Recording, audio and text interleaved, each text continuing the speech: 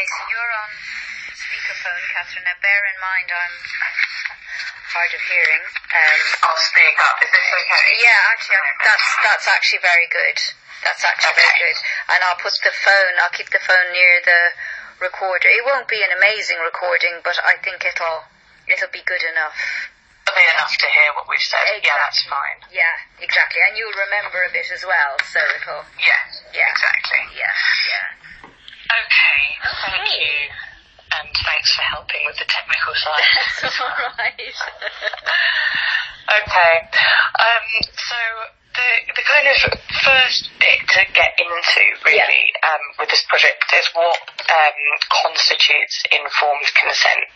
Yeah. And I sort of want to go back to the very beginning of my journey to seeking consent, which I suppose was the consent to record form. Yeah. And that has been sufficient, and we've discussed it in supervision with other colleagues. It's been sufficient for them to use as the basis for informed consent for their research. Yeah. So these are classmates. It was a kind of cause of a little bit of debate, I guess, within supervision, and then for me a bit of a conflict because it didn't meet the requirements of my training institute, which which I suppose I should have picked that up earlier. But it's just an interesting the two perspectives on it, and I wondered if you could maybe talk about whether you think at the moment the consent to record form is enough. Yeah, well, I think, as you and I have discussed, I think that this issue has been very useful for our development as a service, because looking at the consent to record form, I don't think it's enough in terms of using data. I don't think it's clear about potentially using data for a case study. I think that's what's missing. It's pretty vague, looking at it. It's as part of their ongoing professional training and development, counsellors may wish to record their sessions. Recordings are used for training and development purposes only. So it doesn't say anything about we may wish to use some of this data for a case study. It does say your confidentiality and anonymity is assured, but so and as you know, we're still a relatively young service, and I guess our development has tended to be prompted by responding to things as they come up. So that certainly for me, and I think for Paulette as well, highlighted a gap, something missing. So I think absolutely I wouldn't say that the consent to record form is sufficient for seeking the client's consent to use material potentially in a case study. So I think that's something that and we are reviewing that.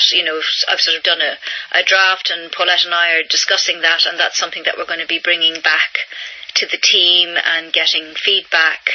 And so that's a kind of an area of development for us.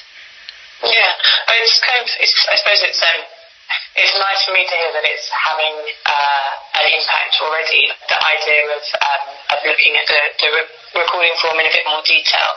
And I think the difficulty, at one stage, my dilemma was whether to seek ethical approval based on that and based on the anonymity line.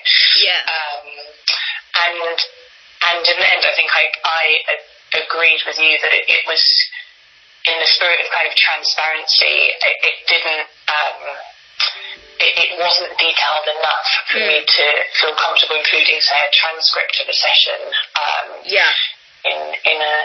in a report. Although maybe if it was more, if there were a number of different clients and it was not a single client case study, it might be be Sure. More. Okay. And in regard to things sort of changing and evolving, I wondered if you think that the conversation around informed consent and what that really means has shifted in the past sort of 18 months. Very much so. A year. Yeah, very much so. I think it's something...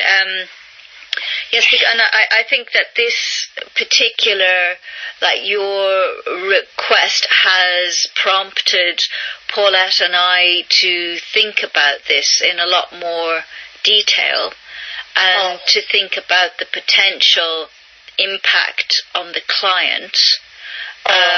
So it has definitely sharpened our thinking on the whole around the issue of informed consent and what we ask of the client. I'm going to sneeze, Catherine, sorry. Sorry. Bless you. Thank you. No, bless you. What we ask of the client from the outset. Yeah. So I think that this is something that it definitely has shifted in terms of the service, the thinking, and the documentation. And I suppose the law as well, because the GDPR has only just come in, and that's really what's changed a lot of the detailed thinking about consent, I suppose. So, kind of moving on to the ethics of seeking additional consent at different stages, because I know the ideal, which is sort of what you pointed to there, the ideal is to have that up front at the start of the therapeutic relationship, to have the full kind of remit of consent there. And so just moving to the next stage, where I at one point was considering a true dual relationship of researcher and therapist while the therapy was ongoing with the client. And we discussed that as the first port of call. So I wondered what your main considerations were at that stage. While the therapy was ongoing. While the therapy was ongoing. And I think... as you know, I had some reservations about that. And I think it was the potential unpredictability about how that might impact on the client and on the therapeutic relationship. How it might impact on how they engaged in the relationship. I think, given that our clients, their age was a consideration, that a lot of them the majority of them are under 25, so they're young people, and they're terribly eager to please. That compliance. They're very compliant. Exactly. And they're they're accessing a service. The counselling is free at the point of need. There was something about the power structures, not just of the service, but of the academy, of the institution that they find themselves in, where there is a real power differential. So my concern was that some clients might struggle to say if they weren't comfortable, either at the outset or as the therapy progressed. That's not to say that a lot of clients would probably really be very enthusiastic about the idea and really participate and enjoy the process and like the kind of extra attention.